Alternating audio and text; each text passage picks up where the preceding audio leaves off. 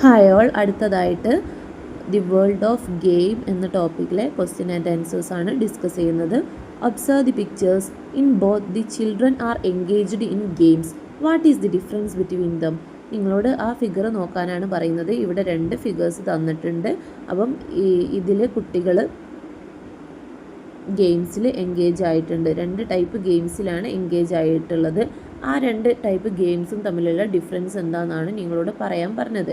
അപ്പം നമുക്കെന്ത് പറയാം? In the first picture children are playing an outdoor game. First പിക്ചറിൽ കുട്ടികൾ ഔട്ട്ഡോർ ഗെയിമാണ് കളിക്കുന്നത്, അതായത് ഫുട്ബോളാണ് കളിക്കുന്നത്. സെക്കൻഡ് പിക്ചറിൽ a child is playing an indoor video game. Second പിക്ചറിൽ ഒരു കുട്ടി ഇരുന്നിട്ട് പിന്നെ ഫിസിക്കൽ ആക്ടിവിറ്റീസ് ഒന്നും ഇല്ലാത്ത ഒരു ഇൻഡോർ വീഡിയോ ഗെയിമാണ് കളിക്കുന്നത്. What game do you play in your free time? നിങ്ങളുടെ ഫ്രീ ടൈമിന് നിങ്ങളെന്താ ഏത് ഗെയിമാണ് കളിക്കുക? I play football and badminton in my free time, അല്ലെങ്കിൽ I play cricket in my free time. അപ്പോൾ നിങ്ങൾ എന്താണോ കളിക്കൽ അത് നിങ്ങൾ എഴുതുക. Do you prefer playing outdoors or indoors? നിങ്ങൾക്ക് ഔട്ട്ഡോർ കളിക്കുന്നതാണോ ഇൻഡോർ കളിക്കുന്നതാണോ ഇഷ്ടം എന്നാണ് ചോദിച്ചത്. I prefer playing outdoor games. ഇനി നിങ്ങൾക്ക് ഇഷ്ടം ഇൻഡോർ ആണെന്നുണ്ടെങ്കിൽ I prefer playing indoor games എന്ന് എഴുതാം. Next, did you notice the words of these children? Out of these which game provide exercise to them? Write it down. അപ്പം മേലെ 5 കുട്ടികളുടെ conversation തന്നിട്ടുണ്ട്. അതിൽ ആദ്യത്തെ കുട്ടി എന്താണ് പറയുന്നത്? I play football every evening. എല്ലാ വൈകുന്നേരങ്ങളിലും ഞാൻ ഫുട്ബോൾ കളിക്കും എന്നാണ് പറയുന്നത്. അടുത്ത ആൾ പറയുന്നത് I love playing chess. Chess കളിക്കാനാണ് എനിക്കിഷ്ടം. അടുത്ത ആൾ പറയുന്നത് whenever I get free time I play video game. എനിക്ക് എപ്പോൾ ഫ്രീ ടൈം കിട്ടിയാലും ഞാൻ വീഡിയോ ഗെയിം കളിക്കും എന്നാണ് പറയുന്നത്. അടുത്ത ആൾ പറയുന്നത് I watch T V whenever I am free. ഞാൻ ഫ്രീ ആവുന്ന സമയത്ത് ഞാൻ ടി വി കാണും.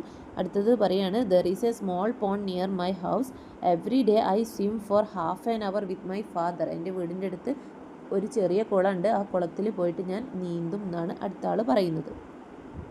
നമ്മളോട് പറയുകയാണ് ആക്ടിവിറ്റി. ആദ്യത്തെ കോളത്തിൽ ആക്ടിവിറ്റിയും ഗെയിംസിനെ കുറിച്ചിട്ട് എഴുതാനാണ്. അതായത് എക്സസൈസ് തരുന്ന ആക്ടിവിറ്റീസോ ഗെയിംസിൻ്റെ പേര് എഴുതാനാണ്, പേരും അതുപോലെ തന്നെ അതിൻ്റെ ഡ്യൂറേഷനും എഴുതാനാണ് പറയുന്നത്. അപ്പം എക്സസൈസ് തരുന്ന ആക്ടിവിറ്റീസിൽ ഫസ്റ്റ് നമുക്ക് എന്ത് പറയാം? പ്ലേയിങ് ഫുട്ബോൾ പറയാം. എത്ര ഹവർ കളിക്കണം ഫുട്ബോൾ? 1 hour എങ്കിലും ഫുട്ബോൾ കളിക്കണം. സ്വിമ്മിങ് പറയാം, 30 minutes എങ്കിലും സ്വിം ചെയ്യണം. റണ്ണിങ് 20 minutes എങ്കിലും റൺ ചെയ്യണം. സ്കിപ്പിങ് 15 minutes എങ്കിലും ചെയ്യണം. യോഗ അല്ലെങ്കിൽ എക്സസൈസ് 20 minutes എങ്കിലും ഡെയിലി നമ്മൾ ചെയ്യണം. What is your finding? Do you get adequate exercise? നിങ്ങൾക്ക് ആവശ്യത്തിന് എക്സസൈസ് കിട്ടുന്നുണ്ടോ എന്നാണ് ചോദിക്കുന്നത്. Yes, I get adequate exercise daily by playing outdoor games and doing physical activities. അടുത്ത ടോപ്പിക്കാണ് ഇമ്പോർട്ടൻസ് ഓഫ് സ്ലീപ്പ്. അതിൽ വരുന്ന ക്വസ്റ്റ്യൻസും ആൻസേഴ്സും ആണ് പറയുന്നത്. Look at the habit of 2 children. What are they? ആ 2 കുട്ടികളുടെ ഹാബിറ്റ്സ് നോക്കാനാണ് പറയുന്നത്. അവ എന്തൊക്കെയാണെന്നാണ് എഴുതാൻ പറഞ്ഞത്. 1 child uses a mobile phone for a long time at night and sleeps very late. ഒരു കുട്ടി എന്താ ചെയ്യുന്നത്? ഫോൺ ഉപയോഗിച്ചിട്ട് കുറേ നേരം ഫോണിൽ കളിച്ചിരിക്കുകയാണ്, എന്നിട്ട് ഉറങ്ങുന്നത് വളരെ ലേറ്റ് ആയിട്ടാണ്. The other child goes to bed early and has sound sleep.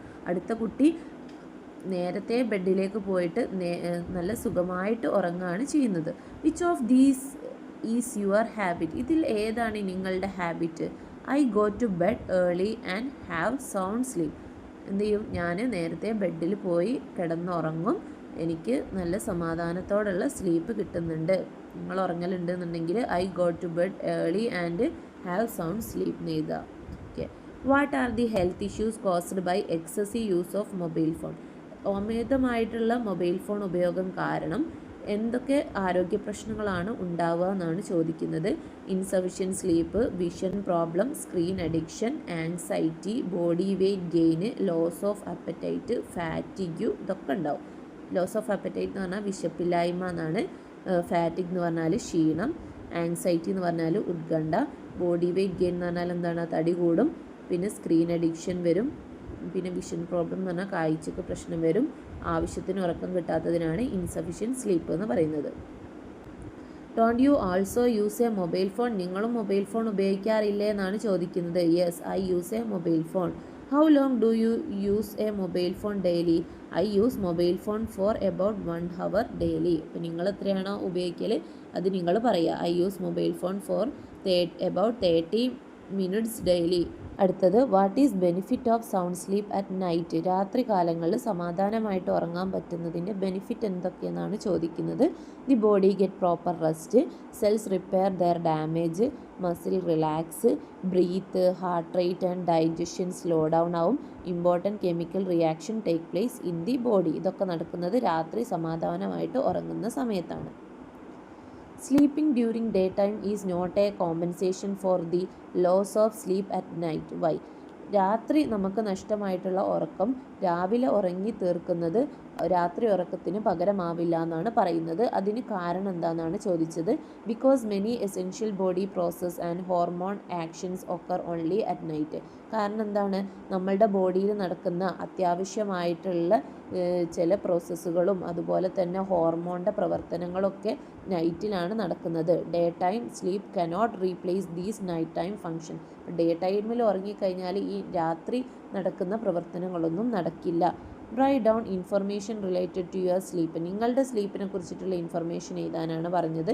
Approximate bed time at night. നിങ്ങൾ എപ്പോഴാണോ ബെഡ് ടൈം എപ്പോഴാണ് 10 മണിയുള്ളവർ 10 PM നെയ്ത്, അല്ലെങ്കിൽ 9 ആണെങ്കിൽ 9 PM നെയ്ത്, 11 ആണെങ്കിൽ 11 PM നെയ്ത്. അടുത്തത് approximate time of wake up in the morning. രാവിലെ നേരത്തെ 6 മണിക്ക് എണീക്കുന്നതിൽ 6 നെയ്ത്, അല്ലെങ്കിൽ 5 7 8 എത്രയെന്ന് ചെയ്താൽ. ടോട്ടൽ ഡ്യൂറേഷൻ ഓഫ് സ്ലീപ്പ് എത്രയാണ് നിങ്ങളുടേത്. ഒരാൾ 10 മണിക്ക് ഉറങ്ങിയിട്ട് 6 മണിക്ക് എണീക്കുകയാണെന്നുണ്ടെങ്കിൽ അയാളുടെ ടോട്ടൽ ഡ്യൂറേഷൻ ഓഫ് സ്ലീപ്പ് എത്രയാണ്? 8 hours ആണ്. അപ്പോൾ ഒരാൾ നോർമലി എത്രയാണ് ഉറങ്ങേണ്ടത്? ഒരു ദിവസം 8 മണിക്കൂർ ഉറങ്ങണം. Check whether you are getting adequate sleep. നിങ്ങൾക്ക് അഡിക്വേറ്റ് സ്ലീപ്പ് കിട്ടുന്നുണ്ടോ എന്ന് നിങ്ങൾ ചെക്ക് ചെയ്യുക. Yes, I get adequate sleep because I sleep for 7 to 8 hours at night.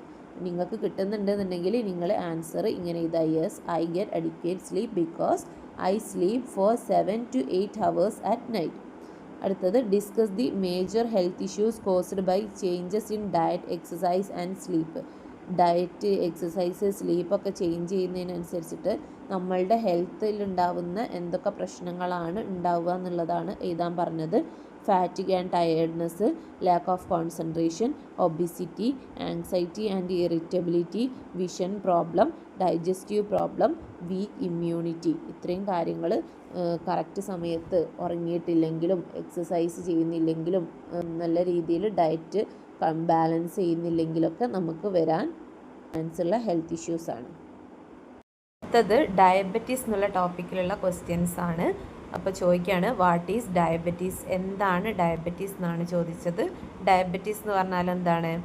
Diabetes is a condition in which blood sugar level rises high. ബ്ലഡിലുള്ള sugar level കൂടുന്ന കണ്ടീഷനെയാണ് നമ്മൾ diabetes എന്ന് പറയുന്നത്. The normal glucose level in 100 ml of blood is 70 to 100 mg.